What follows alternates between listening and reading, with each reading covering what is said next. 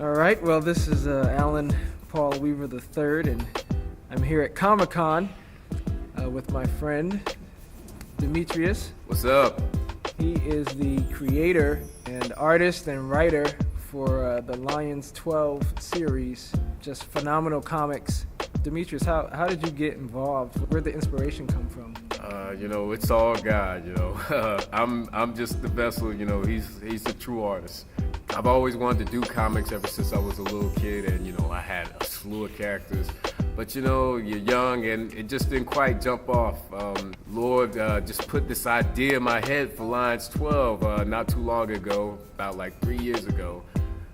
And from there, I just couldn't stop drawing like a madman. And, now it's become something more than I thought it would be today. Tell me a little bit about Lions 12. What's the storyline? Lions 12 is a retelling of Jesus and the 12 disciples through hip-hop, martial arts, and Judaism. And Lion derives from Revelations 5:5, where he's known as the Lion of Judah. And, a lot of people symbolize the lion being the king of all beasts, just like Jesus was the king of the Jews. And the 12 derives from the 12 disciples. It's very martial arts packed. I went through a slew of different martial arts. You can see Lion doing Tai Chi. I have two of the brothers, one doing Taekwondo, the other does Capoeira. So, I just want to mix up a lot of that because, I grew up on Sunday Kung Fu theater. I know a lot of people know that, and, Saturday, Saturday at 3 o'clock, that was going on. Oh, You're watching the Kung Fu theater. You're taking the gospel message and you're putting it in the rapping with the hip-hop aspect and the martial arts aspect. You're putting it in a rapping that's for people who are into hip-hop and are into martial arts and are into the urban feel, that they should be able to relate to this, and then at the same time be able to learn about the biblical truths. Yeah. Well, I've been told from people, it's like, write about what you know. I grew up in the church, and I grew up on comic books and, and Kung Fu, like a lot of kids, and it seems nowadays, kids, they still have, the comic and the cartoons and, the Kung Fu that we all watch in the movie theaters to see on TV, but living in this world, you forget about the God. And, I'm just trying to bring that important aspect back into retrospects because, when you're a child growing up in this world, you tend to lose yourself in this world. And, without God, you lose all focus. And that's why I'm bringing back focus to the people. Wow. Now you mentioned when you were young. How old are you now? I'm going to be turning 30 this year. Wow, you're going to be 30. Yeah, I can't believe the big 3-0. That's a good place to be. Still looking at comics. Still looking at comics. Ain't nothing wrong with that. I'm 33 and still looking at comics. Most people think, well, comics, that's for little kids. Well, you got grown people who write the comics. Grown people, but Stan Lee, it's like, people say comics for kids, but, we go out and we see these. We watch the movies. We see these movies all the time. What, Spider-Man 3 X-Men was 2007's most viewed movie. I forgot how much it made, but it was the top selling movie of the year, Spider-Man 3. Wow. And you know what? You got this man who, Stan Lee, which was, I got a chance to see at the comic book convention, he invented Spider-Man, he invented Incredible Hulk, Iron Man, all this stuff that we see in the movies today and we take for granted, Be like, you can call me a geek all you want. I'm at a convention where there's over 5,000 geeks. So there. Now you mentioned the convention. This is my first ComicCon convention that I've ever been to.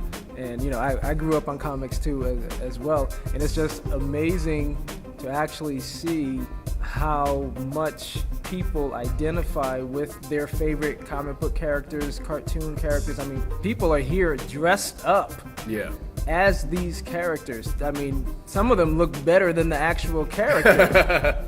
So true.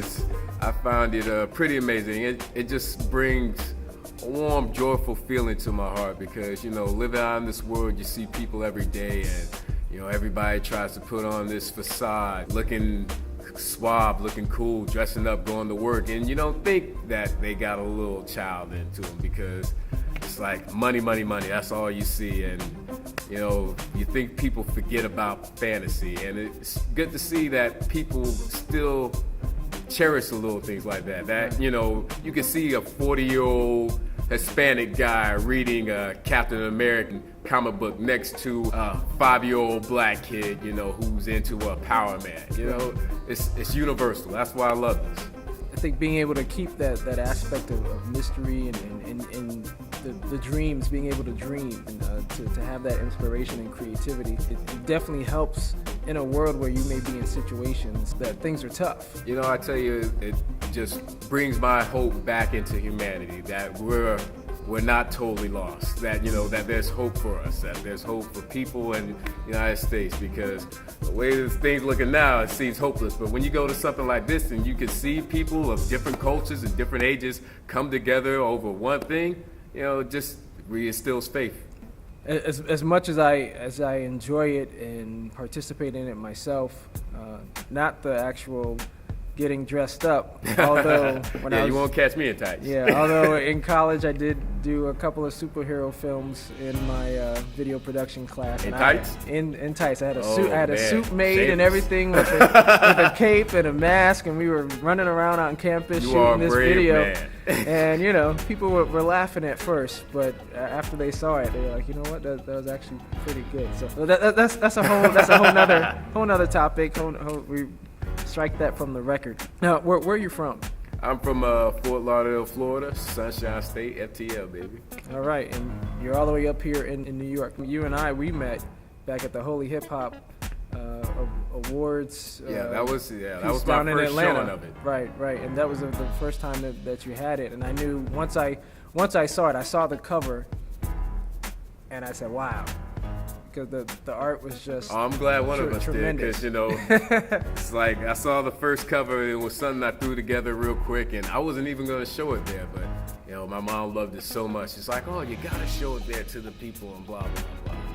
And I can't believe how many people, even today, you know, just have been so willingly accepting of it, you know, how just come up to me just saying that's tight, you know, let alone buying it, you know.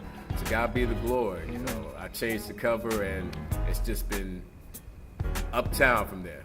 Now, you mentioned your mom, and I know that you and your mom worked together on Lions 12. Oh but yeah, also, that's my road dog. Now, how is that? I know you mentioned before how supportive. How supportive has she been in your endeavors to make an impact? She's supportive enough right now that, you know, I'm here and she up there hustling, you know. It's like you can't do everything by yourself all the time. It's, you know, I'm trying to draw and, you know, meet and greet with people, and, you know, she's been there with me every step of the way, you know, just like selling my product, you know, because I have a hard time selling stuff. If it was up to me, I'd give it all out for free. Because, I know exactly what you know, you the mean. Lord gave his salvation for free, so, you know, I need to do something to contribute. Right. But, you know, profit need to be made, and that's her specialty. God's blessed her with that gift. Right. Mine's to draw, hers is to make money.